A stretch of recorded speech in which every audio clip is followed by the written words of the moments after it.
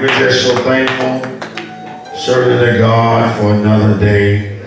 We thank you to God for each of you that though the storm keep on raging, that yet you did give the devil the victory this morning, that many of you fought temptation of sickness and all sorts of problems and situations, but yet you made your way out to the house of prayer this morning. And we're so thankful to God that even when you don't feel like it, sometimes you just keep on pressing on.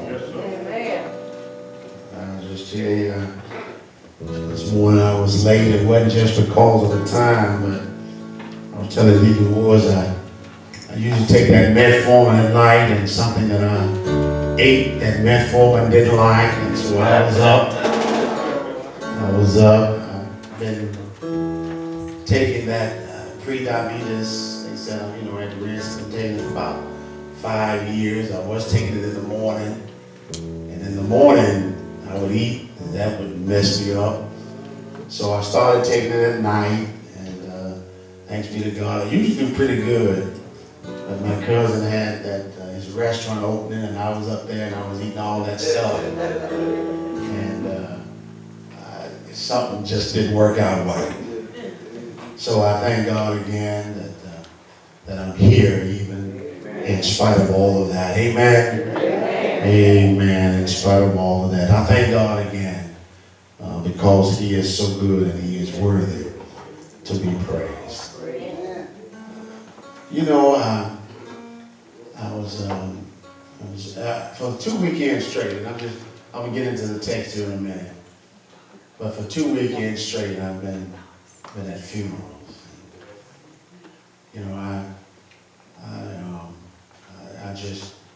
I don't know about you today, but I just learned everyone that I go to, or even over the years, and especially the older I get, to appreciate and value life a little bit more. Amen.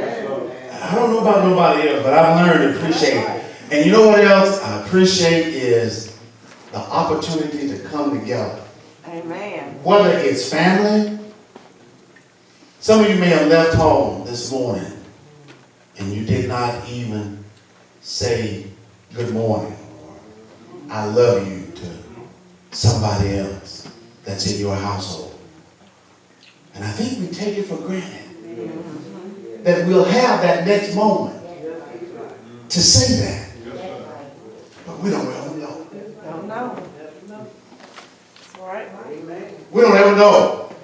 I told my sister that yesterday. I said, when we're gathered, we ought to always be mindful of the fact that just because we are gathered today, it don't mean that later on that day that one of us won't be gone. So we ought to take advantage of the opportunity to love on somebody, to love on our friends, I love on just a little bit more, a little bit longer, and take the time out to say, I love you. Yes. Don't just assume that you're going to see them again. I'll tell you later on today. Because we don't ever know about the later on. You see us now, and this thing that's going all around, this coronavirus and all of this and that, just about in every state, and it's affecting people.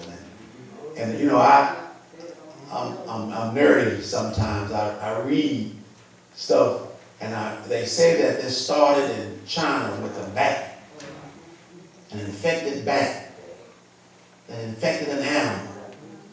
And the Chinese ate that infected animal. And then it began to spread human to human. And as people traveled all over the world, it just spreads all over. And they said, we don't even know how many people are in the United States with it because everybody ain't been tested. That present with, and I'm thinking and I'm saying, Lord, all of these things. And that's why I tell you that I said we don't ever know that moment, that opportunity that we have. Don't let it pass you by. Call somebody, talk to them, visit with them, tell them you love them. Because this may be yours, it may be ours, it may be somebody's last time. God knows, but we don't ever know. So let's just love on each other a little bit more. Amen? Amen. Amen. Amen. Let's just love on each other a little bit more. Now, that ain't what I want to preach about this morning. The Lord has something else out of the book of Genesis, chapter 3, verse 9 through 11. I believe it is.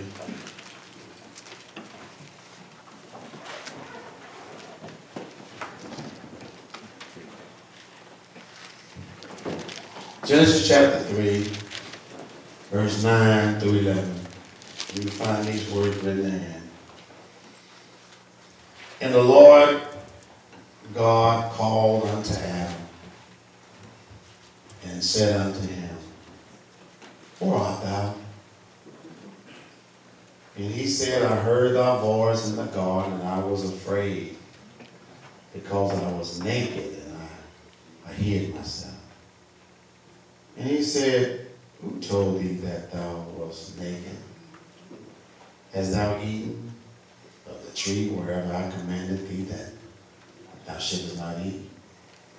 And well, let's go and read verse 12 and 13. And the man said, The woman whom you gavest me to be with me, she gave me of the tree, and I did eat. And the Lord God said unto the woman, What is this that thou hast done? And the woman said, The serpent beguiled me, and I did eat. And let's look at it. And verse 9 again, and the Lord God called unto Adam and said unto him, Where art thou? Just want to talk on this thought. When God calls your name. When God calls your name.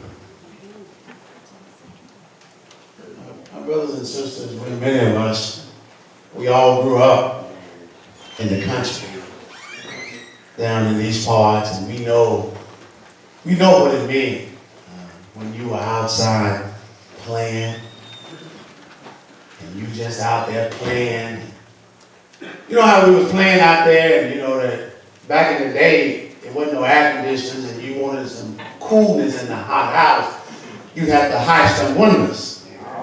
And so you heist the windows, and you'd be out there playing, and you know, sometimes as kids, you might would say something that maybe you shouldn't say. You know, as kids, you might have used a word that, a profane or curse word that you should not have used, but yet the folks in the house heard you say that word, and all of a sudden from the house you would hear your name being called.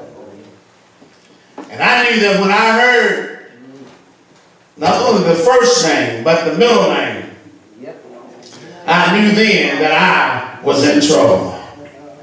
I knew that I had messed up somewhere along the line, and I oftentimes wonder that how did the house have eyes if you're on the inside, and yet you would hear me on the outside say or even do something that I should not do. But it seemed like that grandma was keen and mama was keen, and they knew the voice of that child out of everybody else that was outside playing. And when Daisy would say something, Miss Willie would know in here. Or you know how when you hear the voice that would call your name, you already knew. When it said Annie Louise, you already knew that you had messed up.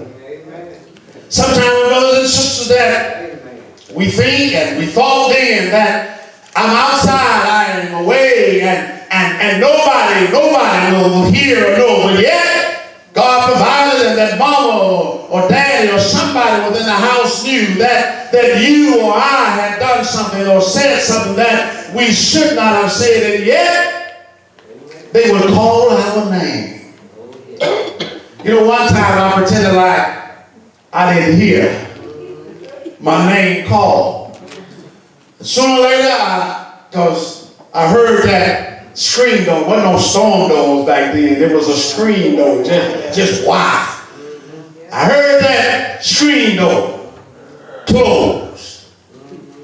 And then all of a sudden I'm out there and I saw Grandma come around the corner.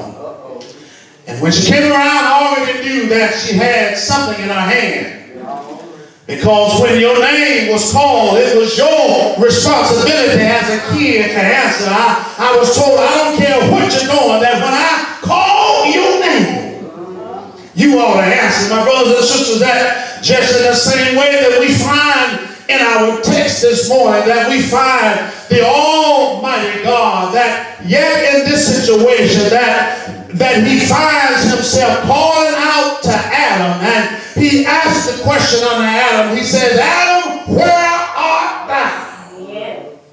In other words, God already knew where Adam was, but you see, God knew where he was, but God wanted Adam to admit where he was. You see, there comes a time in life that, my brothers and sisters, we know when we are doing wrong or have done wrong, and we know where we are in life, and we know the situation, but God wants us to confess unto him. God wants us to tell him exactly where you are. And how do you know you can be honest with God about where you are in life? Everybody wants to put on a good picture and say, but Adam could not pretend that he was somewhere in his relationship with God that we know he wasn't. You see, a lot of times we want to pretend that we are all right with God, and yet God knows our inner heart. God knows everything there is to know about us. God knows our thoughts even before they become our own. God knows what makes us click. God knows what gets us off. God knows what pushes our buttons. God knows everything it is about us. So we can come honest to God. We can tell God exactly where you are. And sometimes in life, you will find yourself, you may have been there last week, you may have been there last month, but a time will come where you will find yourself distant from God. Yes. You'll find yourself, if you're truly a child of God, that there are times in life when you do wrong that you may find yourself distant from God. Adam knew that he had done wrong. He knew that he had disobeyed the command of God. And what did he do? He went out and tried to hide himself from the presence of God. How many know that when we give in to Satan, Satan will take you somewhere where you didn't want to go? Anytime we follow the advice of Satan, that we are headed somewhere where we don't really want to be. For John 10:10 says that the thief cometh. Y'all know that scripture. The thief cometh not but what? But for to steal and to kill and to destroy. But Jesus has come that we may have life and that we may have it more abundantly. Why is it that those things happen? Because Satan comes but to steal and to kill and destroy. You got an enemy and the devil is after you. The devil is after you. He wants to destroy your life. He's in your household. He wants to take your joy. But I tell you, God has come that we may have life and have it more abundantly. You ought to give God some praise for Jesus Christ. Satan comes to take everything from you that God has given unto you. Satan comes, but you see, he don't have nothing, but he want to take that. And if you allow him, he will take it. You want to destroy the things that God that you have built up. You know, a lot of times the things that God may have allowed you to build up, it don't take long for Satan to come in and destroy those things. But you have to say, Satan, not here, not in my life, not in my household, not here. You see, you can't and you should not just take what the devil is out to you. You got to stand up and tell him, not in here. Too many Christians that sat out and say become weak and lost and not knowing what to do when Satan comes. Oh, I know what to do when Satan comes. I'm going to stay right there. I'm going to call on the name of Jesus, that though he may wound me in battle, I'm going to stay on the battlefield. How do you know that? I ain't going to give up because I've been wounded, but I'm going to get back up and I'm going to fight on because because Jesus is with me. Do I have a witness here? You see, now, look at this examination. And you know, when you read this text, it's interesting when you read this dialogue between Almighty God and the first man and woman that he had created upon the earth. Verse 10 of Genesis 3, he said, Adam said, God, I was afraid. He said, I was afraid because I'm naked. And he said, apparently it was some kind of deal about, I'm exposed now, God. Yeah. I know, and I'm afraid because I disobeyed you. And that's why, Lord, I went out and I'm hiding from you. Now, this is the same God that he had communed with daily. Yeah. And he loved to commune with God on a daily basis, but now he finds himself running from the very God that he used to love to commune with. I'm telling you, that's what Satan wants to do. He wants to destroy our relationship with God. Yes, Lord. And you ought not to let it. Yeah, you ought to say, well, you can have everything else. What did Job say? Job said, this material stuff, you can have it.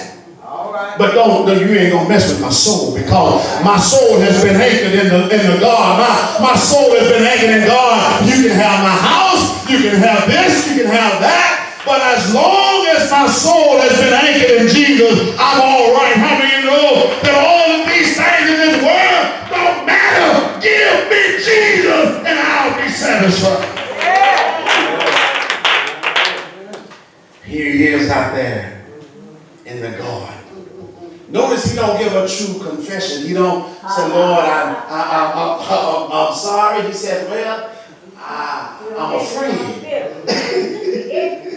He said, I'm naked. And God said, well, who told you? Because last time I communed with you into the garden, you didn't know you was naked. Who told you? Yeah, last time I talked to you, you weren't concerned about that, because God said that when I created you, you was naked then. Yeah, right. That's God saying. Yeah. But now all of a sudden, you hide yourself and you done made yourself again some figs and a garden because you are afraid. Yeah. Notice that they heard the voice of God. Verse 8. They heard him walking.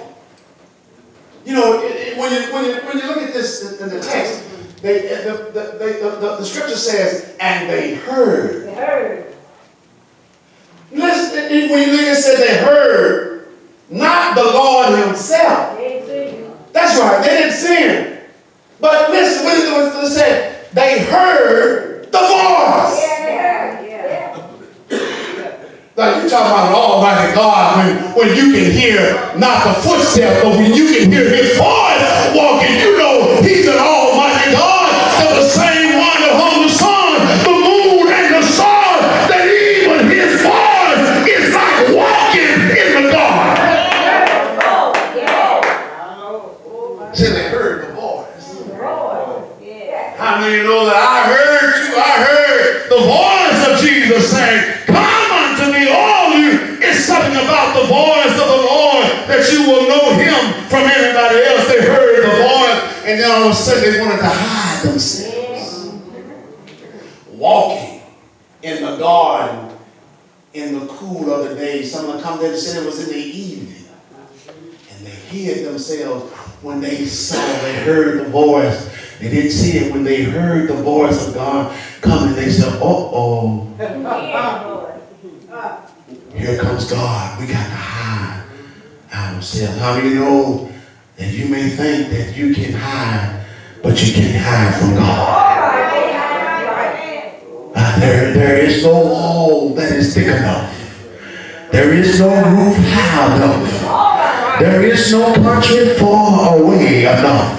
There is no depth on the earth or height within the sky that we can go far enough to get away, that we can hide from God, because wherever we are, God is already there. When you get on a plane and go somewhere, you will just discover that God is already there, and He is everywhere all the time. He's omnipresent everywhere all the time, and He can be at the same place at the same time. God is an awesome God. They heard Him. They hid themselves among the trees of the garden. Shame because of their guilt. But yet not enough for them to be humble and to say, Lord, I have done wrong. They heard it. They hid themselves. God said, who told you was naked? Because you were naked from the beginning. And then you go and you find that He says, that Adam says, well, the woman, Lord, that you gave me. That's right.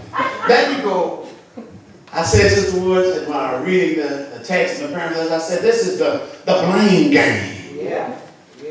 God approached them and they began, and He says unto Adam, well, Adam, you know, why? And then He said to the Lord God,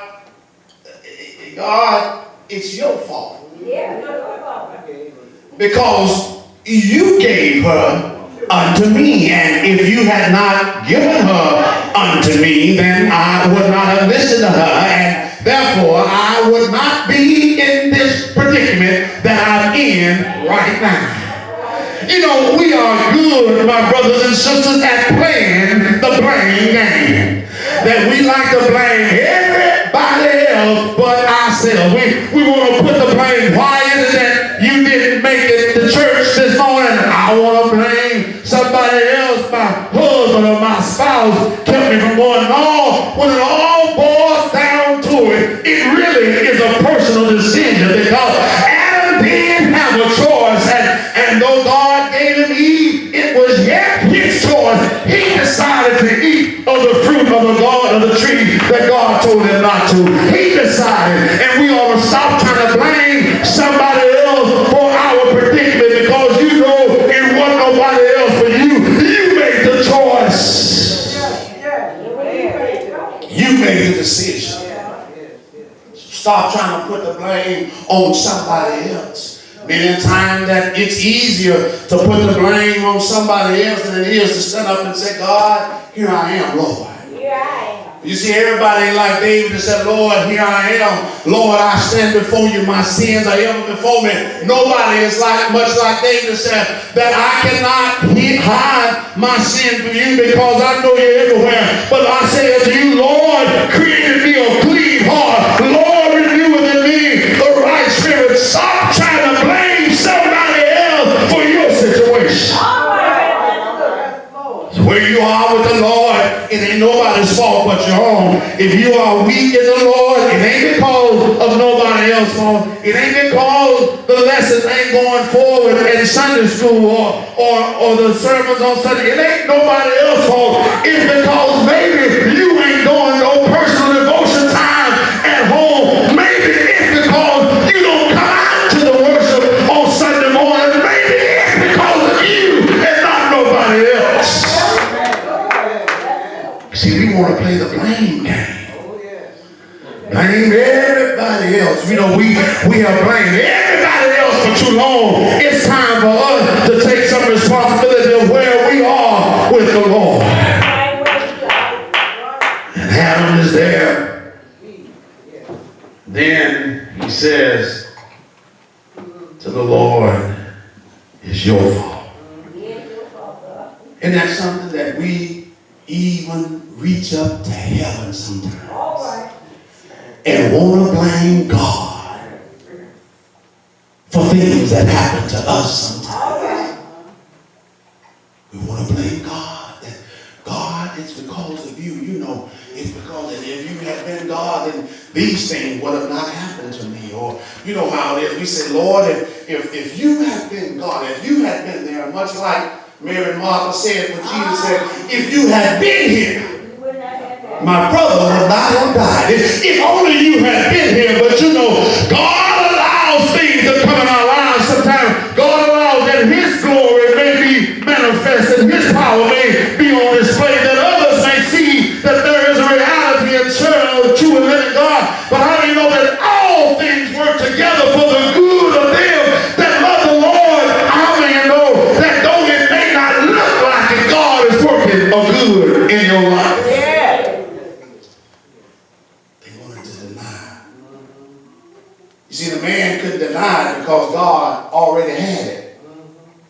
He couldn't deny, so he looked to blame the woman.